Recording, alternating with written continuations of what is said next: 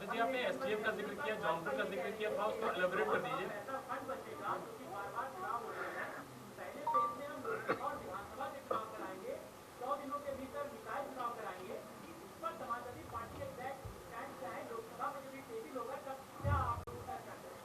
कल को भारतीय जनता पार्टी ये कहेगी, क्योंकि वन नेशन वन इलेक्शन हो जाएगा, चुनाव आयोग का काम क्या है फिर?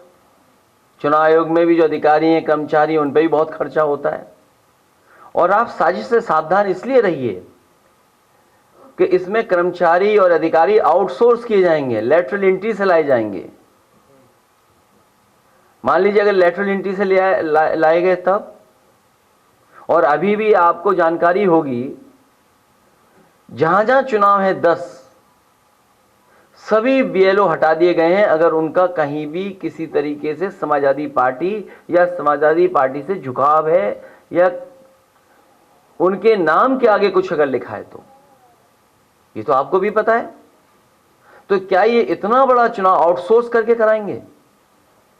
कल को तो ये चुनाव आयोग को ही खत्म कर देंगे, क्योंकि एक बार चुनाव खत्म हो गया तो 5 साल हम वेतन क्यों दें?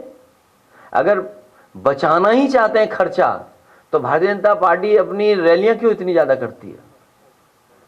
उनकी 5 रैली में ही इतना खर्चा हो जाता है कि पूरा चुनाव आयोग का वेतन चल सकता है।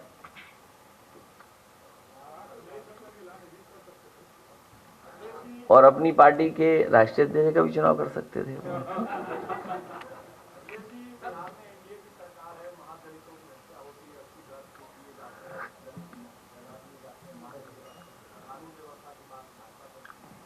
कहीं घटना हो और खासकर दलित पिछड़ों के ऊपर इस तरह का अन्याय हो, उसके खिलाफ कार्रवाई होनी चाहिए जो दोषी लोग हैं।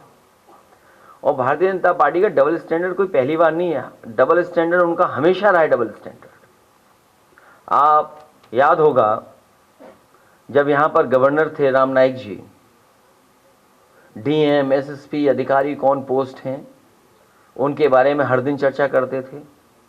और आज आप बताइए टॉप में कौन सा पोस्ट है?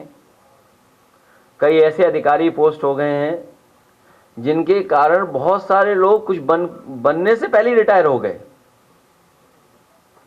न जाने कितने ऐसे अधिकारी हैं जो वहां तक पहुंच सकते थे, उन्हें मौका मिल सकता था, वो रिटायर हो गए सब।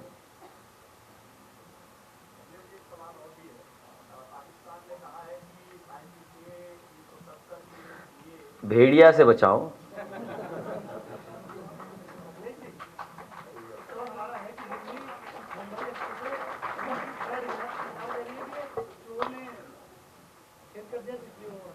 देखिए, ये भारतीय जनता पार्टी हाईवे बनाना नहीं जानती है।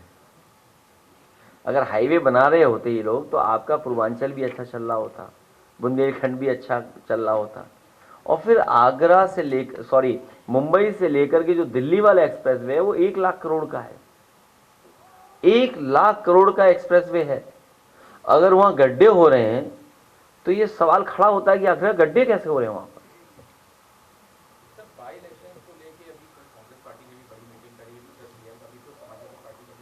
नहीं, ये तो अच्छी बात है कि दूसरे दल भी लगे हुए हैं गठबंधन को जिताने के लिए, हैं? तो वो तो पॉलिटिकल पार्टी है, वो क्यों नहीं लड़ेंगे, क्यों नहीं अपना काम करेंगे? वो तो अच्छी बात है उनके काम करें। फिलहाल दोनों दल तैयारी कर रहे हैं। आप हमारे बारे में तो जानते हो। नहीं, इस समय देखिए, अगर भेड़िए से अलग हो जाओगे तो बड़ी दिक्कत में आएंगे हम और आप लोग। इतने परिवार के लोग बैठे हुए हैं, दुखी परिवार। आप सुनिए, मैं तो एक बच्चे से सुन रहा था अभी, मैंने कहा तो उसके चोट जो झपट्टा मारा जो, तो बोले पिता ने बताया कि पिता ने बचाया उस बच्चे को। सोचिए आप, तो कितनी दहशत में परिवार रह रहे होंगे। और फिर तब कि उन पे घर भी ऐसे नहीं है जहां पर सुरक्षित सो सकें। और बाढ़ के समय पर सोचो कैसा जीवन यापन होगा, न खाने को, न कुछ इंतजाम दवाई का, न पीने को पानी है। और गरीबी आप दिखाई दे रही, कैसी गरीब हालत में रह रहे हैं। और बहुत सारे, ठीक बात है भाई, इतना तो लिबरल होना चाहिए सरकार को। अब आप कह रहे हो कि उसकी क्योंकि बॉडी नहीं मिली इसलिए मदद नहीं होगी। अच्छा, वो गरीब परिवार के सदस्य, वो दुख में हैं, उनके सामने परेशानी है, वो खुद चाहते हैं कि उनका बच्चा मिल जाता, क्या वो नहीं ढूंढ रहे होंगे? वो बताओ, एक बच्चे के लिए अगर एक बच्चे की डेड बॉडी नहीं मिली है तो उससे मदद नहीं कर रही सरकार। ये है सरकार। तभी मैंने कहा कि जो क्रोध करेगा वो योगी नहीं हो सकता, इसलिए मठाधीश मुख्यमंत्री हैं ये।